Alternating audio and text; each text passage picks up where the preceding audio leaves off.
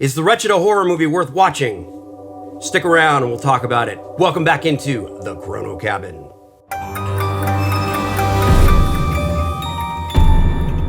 So the simple answer for me is yes, I actually thought this was a pretty good movie. It kind of fell under the radar a bit, and I'll explain why in a minute, but this is a movie that came out in 2019. Let's get into the synopsis. A young teen is pulled into a horrifying fight against evil when he finds an ancient, sinister spirit has targeted the family of a little boy next door. This one popped up on Netflix just recently, and that's really why I kind of found out about the movie. I really hadn't heard about it until it did pop up. It was actually number 5 on the Netflix list for about a week, so that was kind of interesting. Netflix labeled this as a teen creature chiller. I definitely wouldn't call this a creature feature. It's a little dark to be a creature feature, and I also wouldn't necessarily call it a teen horror movie because, yes, the protagonists are teens, but it's more involved than that, and you'll see it when you watch it. This one actually reminded me a little bit of Fright Night from 1985, and I know that seems kind of strange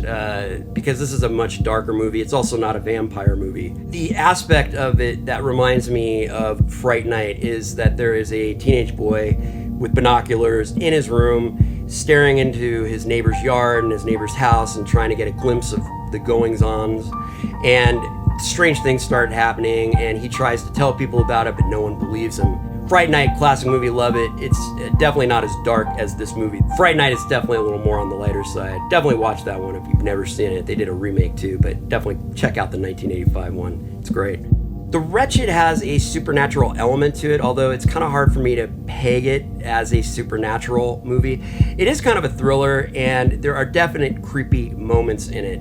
Let's give it a creepy factor. We haven't done that in a while. So, creepy factor, scale of 1 to 5. What's, say, the Chrono Cabin algorithm on this one?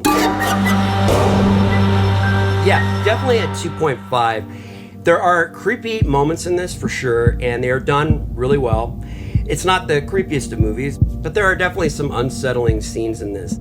They definitely did a very good job with the look of the creature in this. It doesn't give me goosebumps, but it's definitely creepy to look at times, so I think 2.5 is definitely a fair rating on that one. It stars Piper Curda, who's actually been in a lot of movies. I think this may be her first horror movie.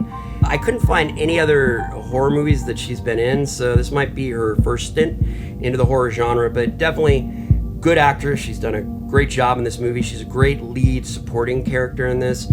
The lead actor, John-Paul does a great job as well, and I think they have a very good chemistry together. This is directed by the Pierce brothers, and I think they really did a nice job. I haven't really seen anything from them before. They are actually slated to write and direct a new upcoming horror movie called Room 428. They've been pretty tight-lipped about it, so I don't really know much about it, but I do think these guys did a great job directing this. The film all around looks great. Lighting is wonderful. The score is really fantastic. It's a nice score by Devin Burrows. It was a good fitting orchestral score, almost kind of classic, and it really fit the movie very, very well. Now, if you're looking for an interesting movie to watch for these waning days of summer, this thing was filmed in Michigan, and it was filmed during the summer, and the actual plot takes place in the summertime. Ben, who's played by John-Paul goes to visit his father over the summer, and his parents had recently divorced, and he works at his father's boathouse during the summer months. Really, the entire cast in this movie is good. All the acting is pretty spot on. I would say there's a few characters that probably could have been left out. There's a couple bullies, which I really didn't see the point of why they were in the movie. I mean, they were there basically to be antagonists to Ben, but really beyond that, they really didn't serve any realistic function. The people that played the bullies, they played it well. Nothing against the acting. It's just I don't think the characters really made sense in this. They probably could have trimmed that out and you'd still have a really good movie. Now, at the beginning I said that this movie was kind of under the radar, and I believe it's mostly because of the pandemic. When this movie came out, it had actually gone through some of the film festivals and it was slated to have a theatrical release. However, at that particular time in 2019, all the theaters shut down, so it actually had a release in drive-in theaters, and surprisingly, it did very, very well. at least from the research that I did, it topped the box office for 6 weeks. So that's pretty good for a horror movie that's limited to a drive-in theater run.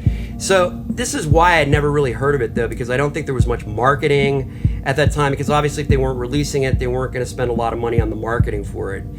Literally, it just popped up on Netflix, as I mentioned, and that's how I found out about it. So I was actually glad I watched it, though, and I think you might enjoy it. The scenery is really nice. It's in a small town, kind of in a forested community on the lake. In fact, we haven't heard much from Billy in a while, so I think he may want to weigh in a little bit on this movie. Billy, what did you think about The Wretched? I liked it. I liked the fact it was on a lake. I used to water ski before I busted my knee. That's right. I forgot. Billy hurt his knee. He was riding a tricycle, you know. But yeah, anyway, weekend's coming up, so maybe check this one out. You might enjoy it. I wouldn't say it's a perfect movie, but it's definitely worth a watch. Waning days of summer are here. It's probably a good one to check out before we get into the Halloween months. That's all for this episode, everyone. If you like this video, please give it a thumbs up. If you like my content, please subscribe. You can ring that bell for future notifications whenever I release new content.